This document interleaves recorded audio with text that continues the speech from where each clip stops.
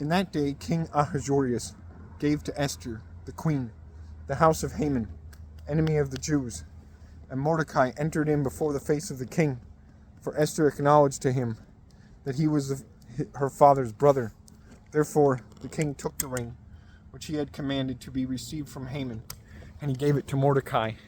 And Esther ordained Mordecai to be sovereign over her household. And Esther was not appeased with these things, and fell down to the feet of the king, and wept, and spake to him, and prayed, that he should command the malice of Haman, of the kindred of Agag, and his worst cast, which he had thought out against the Jews, to be made void. And the king by custom held forth the golden rod of the king with his hand, by which the token of his mercy was showed. And then Esther rose up, and stood before the king, and said, If it pleaseth the king, and if I have found grace before his eyes, and if my prayer is not seen to be contrary to him, I beseech that the eld letters of Haman, the traitor, and enemy of Jews, by which he had commanded them to perish in all the provinces of the kings, be amended by new letters. For how shall I be able to suffer the death and slaying of my people? And King Ahasuerus answered to Esther the queen, and to Mordecai the Jew, and said, I have granted the house of Haman to Esther the queen, and I commanded him to be hanged on the cross, for that he was hardy to set hand against the Jews. Therefore write ye to the Jews, as it pleaseth to you, by the name of the king, and seal ye the letters with my ring. For this was the custom, that no man durst again say the letters that were sent in the king's name, and were sealed with his ring. And when the arrayers of the king's letters and his writers were called, it was then the time of the 3rd month, that is called Sivan, that is June, in the 23rd day of the month. Letters were written, as Mordecai would, to Jews and to princes and to procurators and to judges, that were sovereigns over 127 provinces, from India unto Ethiopia.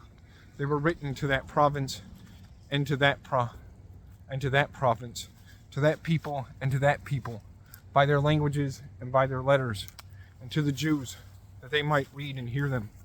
And those letters that were sent in the name of the king were sealed with his ring, were sent forth by his messengers, the which ran about by all provinces, and they came with new messages before that the eld letters were executed, to whom the king commanded that they should call together the Jews, and command them to be gathered together by all cities, and that they should stand together for their lives, and that they should slay and do away all their enemies with their wives and with their children, with all their households.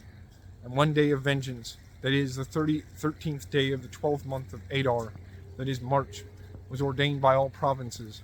And the short sentence of the epistle was this, that it were made known in all lands and peoples that were subject to the empire of King Ahasuerus, that the Jews be ready that day to take vengeance of their enemies. And the messengers went out before, bearing swift messages, and this same behest of the king hanged in the city of Susa. And Mordecai went out of the king's palace and of the king's sight, and he shined in the king's clothes, that is, clothes the color of jacinth, and the color of the air, and he bare a golden crown on his head, and was clothed with a mantle of silk and of purple. And all the city fully joyed and was glad. Certainly then a new light seemed to rise up to the Jews, and joy and honor and dancing was at all peoples and cities, and in all provinces, whithersoever the commandments of the king came. Among them was a wonderful joy, and meats, and feast, and an holy day, insomuch that many of another folk and sect were joined to the religion and ceremonies of them. For the great dread of the name of Jews had assailed all them.